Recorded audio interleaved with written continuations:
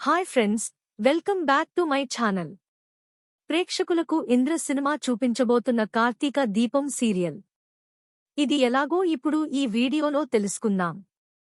పారిజాతం మరియు జ్యోత్స్న ఇద్దరు కలిసి వాళ్ళ అమ్మ అయిన మాలిని దేవిని కలవడానికి వెళ్లారని సూరజ్కి ఆ ఉంగరం చూడగానే అర్థం అవుతుంది. ఈ పారిజాతం ఎలాగైనా అమ్మ ట్రాప్లో పడుతుందని తనకి అర్థం అవుతుంది.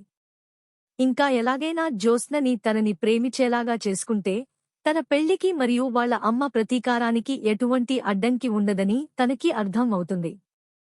ఎలాగైనా జ్యోత్స్నని తన వైపు తిప్పుకోవడానికి చిన్న యాక్సిడెంట్ ప్లాన్ క్రియేట్ చేస్తాడు. ఆ ప్లాన్లో భాగంగా అందరూ చూస్తుండగానే జ్యోత్స్నకి యాక్సిడెంట్ జరిగేలాగా, ఆ యాక్సిడెంట్ నుండి తాను జ్యోత్స్నని రక్షించేలాగా ప్లాన్ చేస్తాడు. అలాగే తన ప్లాన్ కూడా పెర్ఫెక్ట్గా ఎగ్జిక్యూట్ చేస్తాడు. జ్యోత్స్న మనసులో కూడా ఈ ఇన్సిడెంట్తో సూరజ్ మీద ఒక మంచి అభిప్రాయం కలుగుతుంది.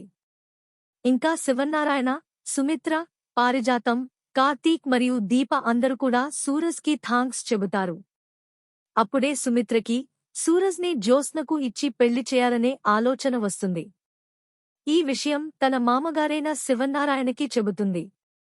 శివన్నారాయణ కూడా సూరజ్ అంటే ఎంతో అభిమానం ఉండటంతో తనకి కూడా జ్యోత్స్నకి సూరజ్ని ఇచ్చి పెళ్లి చేస్తే బాగుంటుందనే అభిప్రాయానికి వస్తాడు. ఇంతలో దశరథ కూడా మీటింగ్స్ అన్నీ కంప్లీట్ చేసుకుని హైదరాబాద్ తిరిగి వస్తాడు. శివన్నారాయణ మరియు సుమిత్ర ఇద్దరు కలిసి వాళ్ళు అనుకుంటున్న అభిప్రాయాన్ని దశరథకి చెబుతారు. అంతేకాకుండా యాక్సిడెంట్ నుండి జ్యోత్స్నని సూరజ్ కాపాడిన విషయం కూడా చెబుతారు. దశరథకి కూడా సూరజ్ అంటే మంచి అభిప్రాయం ఉండటంతో తనకేమీ అభ్యంతరం లేదని చెబుతాడు. ఇంకా ముగ్గురు కలిసి జ్యోత్స్నని పిలిచి సూరజ్ మీద నీ అభిప్రాయం ఏమిటని అడుగుతారు. అంతేకాకుండా సూరజ్ని నీకిచ్చి పెళ్లి చేయాలని అనుకుంటున్నామని చెబుతారు. జ్యోత్స్న కూడా సూరజ్ని చేసుకోవడానికి అంగీకరిస్తుంది. ఇంకా శివన్నారాయణ, సుమిత్ర మరియు దశరథ అయితే చాలా హ్యాపీగా ఫీల్ అవుతూ వెంటనే కార్తీక్ మరియు దీపని అక్కడికి పిలుస్తారు. విషయం మొత్తం కార్తీక్ మరియు దీపకి చెప్పి సూరజ్ మనసులో జ్యోత్స్న అంటే ఇష్టమో లేదో తెలుసుకోమని చెబుతారు. ఇంకా కార్తీక్ అయితే సూరజ్ దగ్గరికి వెళ్లి జ్యోత్స్న మీద నీ అభిప్రాయం ఏమిటని అడుగుతాడు. ఎందుకని సూరజ్ అడుగగా, ఇంట్లో వాళ్లందరూ జ్యోత్స్నని నీకిచ్చి పెళ్లి చేయాలని అనుకుంటున్నారు. నీ అభిప్రాయం కూడా తెలుసుకుందాము అని అడుగుతాడు. అప్పుడు సూరజ్ అయితే జ్యోత్స్న అంటే నాకు కూడా ఇష్టమే అని అంటాడు. కార్తీక్ అయితే చాలా సంతోషిస్తూ సూరజ్కి అయితే కంగ్రాట్స్ చెబుతాడు.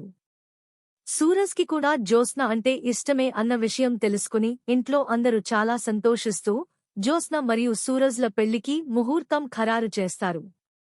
శివన్నారాయణ కుటుంబం అయితే సూరజ్ని ఇలా అడుగుతుంది. మీ వాళ్లకి తెలియజేయడానికి మీ అమ్మ, నాన్నల వివరాలు కావాలని అడుగుతారు.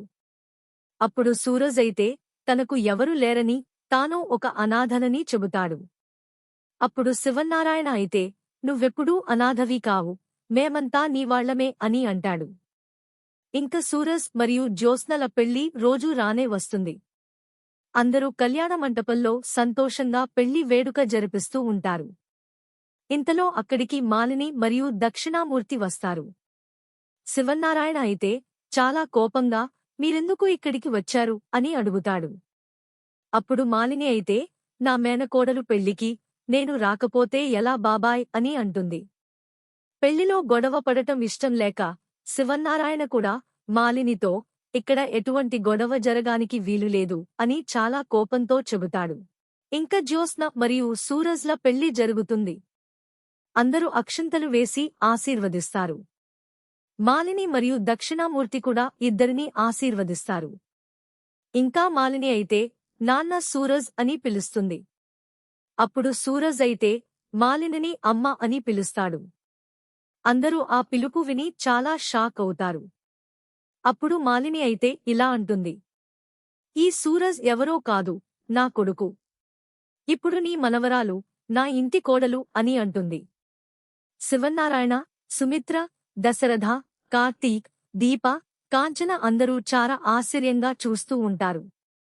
ఇదంతా చూస్తుంటే మీకు ఏదన్నా సినిమా గుర్తుకొస్తుందా? నాకైతే ఇంద్ర సినిమా గుర్తుకు వచ్చింది. దాంట్లో ఆర్తి అగర్వాల్ మరియు శివాజీ క్యారెక్టర్లు గుర్తున్నాయా?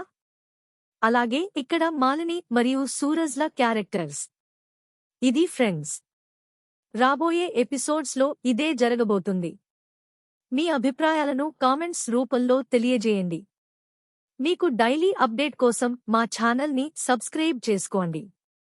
అలాగే మా వీడియోని కూడా ఒక లైక్ చేసి మమ్మల్ని ఎంకరేజ్ చేయండి.